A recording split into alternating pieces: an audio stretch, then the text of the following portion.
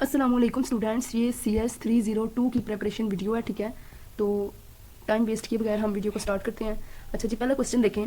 The diagram given below represent dash. ये जो उन्होंने डायग्राम दी है वो क्या कह रहे हैं कि ये क्या रिप्रेजेंट कर रही है? Sum of product form, sum of product form. उसके बाद नेक्स्ट क्वेश्चन देखें। The decimal 8 is represent as dash using grey code, ठीक है। तो इसका करेक्ट ऑप्शन बन रहा है 1100। उसके बाद क्वेश्चन नंबर 3 है।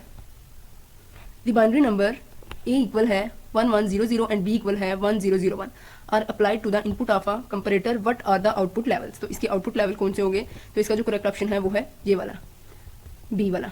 उसके बाद नेक्स्ट क्वेश्चन है। The simplest of the encoder are the dash encoders. तो वो कौन से हैं?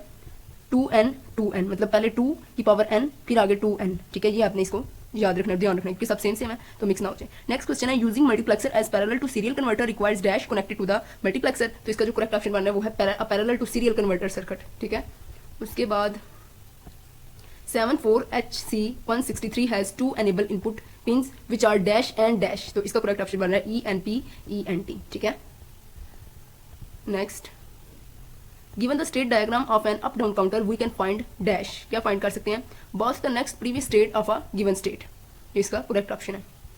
उसके बाद है a 4-bit parallel in serial out shift register contains the value 0100 dash clock signals will be required to shift the value completely out of the register to set the register to 0। तो इसका correct option बन रहा है 4। उसके बाद है A plus B bracket में, फिर आगे ब्रैकेट में A plus b complement plus C bracket में A complement plus C is an example of. किसकी एग्जाम्पल है? देखें, ये एक हो गया, अलग है, ये अपनी ब्रैकेट में है, ये अपनी ब्रैकेट में, ठीक है। ये तो सब मल्टीप्लाई हो रहे हैं, तो हम बोलेंगे प्रोडक्ट ऑफ सम फॉर्म, ठीक है, प्रोडक्ट ऑफ सम फॉर्म। उसके बाद है the 2s complement method is used to represent signed number, represent signed number. 1011 minus 101 equal है डैश के। उन्होंने हमें नोट दे दिया both values are in binary, ये दोनों वैल्यूज बाइनरी में, तो इसका करेक्ट ऑप्शन बन रहा है 0110। उसके बाद है एट J इक्वल है 1 के और K भी इक्वल है 1 के। आउटपुट ऑफ J के फ्लिप फ्लॉप विल बी, तो आउटपुट J के फ्लिप फ्लॉप की क्या होगी? वो होगी टॉगल। उसके बाद अच्छा ये देखें, सेट रीसेट तो तब होती है कि जब 1 होगा तो तब सेट होगी, जब 0 होगा तो तब रीसेट होगी, ठीक है। और इनवैलिड कब आता है? जब 1 आता है कि 0 आता है, नहीं 0 जब 0 आता है तो फिर वो इनवैलिड हो जाता है आपका जो वो आउटपुट होती है। और टॉगल कब आती है? जब आपके पास जो इनपुट्स होते हैं वो 1 आते हैं, तो हमारे पास ऊपर जो इनपुट है वो 1 है। उसके बाद है when 1 is taken as a group on the K map, the number of variable eliminated from the output expression is r dash। तो इसका करेक्ट ऑप्शन बन रहा है 2। फिर अगला देखें। Using 15 digits including the sign digit, sign को भी हमने डिजिट को इंक्लूड करना है। Notation the largest number that can be represented is dash. तो इसका जो करेक्ट ऑप्शन बन रहा है वो लास्ट वाला बन रहा है, ये आप देख लें, 0.999 मल्टीप्लाई 10 की power 99।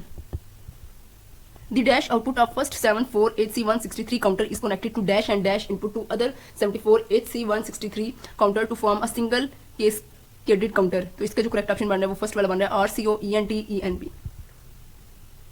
The sequential circuit whose output depends on the current state and the input is known as Mealy machine।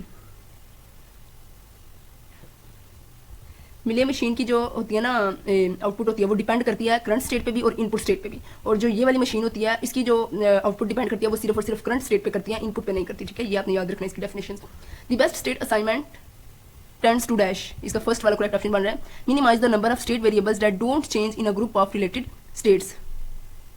In dash the Q complement output of the last flip flop of the shift register is connected to the data input of the first flip flop Johnson counter. उसके बाद next question देखें। In dash, the Q output of the last flip flop of the shift register is connected to data input of the first flip flop of the shift register। तो इसका correct option बन रहा है ring counter, ring counter. Flip flop are also called bistable multi vibrator. जब हम flip flop की definition करते हैं ना कि flip flop are synchronous bistable multi vibrator, तब इसकी डेफिनेशन में ये नाम भी आता है, ठीक है। तो इसका आपने याद रखना है कि इसको जो दूसरा नाम इसका क्या है, bistable multi vibrator. If S equal है 1 के आर एंड आर इक्वल है 0 के, then Q T plus 1 equal है क्या होगा? 1 for positive edge triggered flip flop. तो इसका जो करेक्ट ऑप्शन बन रहा है 0, ठीक है। हमारी जो आउटपुट होगी वो होगी 0। फ्लिप फ्लॉप और एब्सोल्यूट नो मास्टर स्लेव। उसके बाद है bistable device remain in either of their state unless the input force the device off to switch is state 2। उसके बाद नेक्स्ट क्वेश्चन देखें, the counter state can be determined by the formula dash. तो उन्होंने आपको bracket में कुछ कह दिया है कि n represent the total number of flip flops. तो इसका जो है ना फार्मूला काउंटर स्टेट का वो है 2n, 2 raise to power n। तो इसका जो फार्मूला बन रहा है वो है 2n। उसके बाद RC stands for ripple clock output, ripple clock output.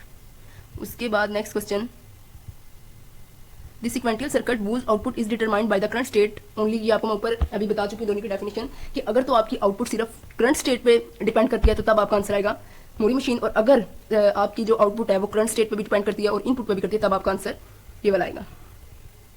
उसके बाद कह रहे हैं GAL is essentially a dash reprogrammable PAL, इसका करेक्ट ऑप्शन बन रहा है। फिर वो कहते हैं the output of this circuit is always dash. तो इसकी जो आउटपुट है वो क्या होगी A, which is not characteristics of a shift register serial in parallel in. ठीक है, तो बाकी इसकी करेक्टरिस्टिक्स ये भी पढ़ लेते हैं। शिफ्ट रजिस्टर की कौन सी, serial in parallel out, parallel in serial out, parallel in parallel out, यानी इन इकट्ठा नहीं आ सकता। ठीक है, यहाँ पे भी इन आउट है, यहाँ पे भी इन आउट है, यहाँ पे भी इन आउट है। ये आपने चीज याद रखनी है। अनिबल कंसिस्ट ऑफ डैश बिट्स, तो ये कितनी बिट्स पे कंसिस्ट है 4। उसके बाद नेक्स्ट क्वेश्चन है, smallest unit of binary data is a. सबसे स्मॉलेस्ट बाइनरी डाटा का यूनिट कौन सा है, वो है बिट, जो कि 0 और 1 पे।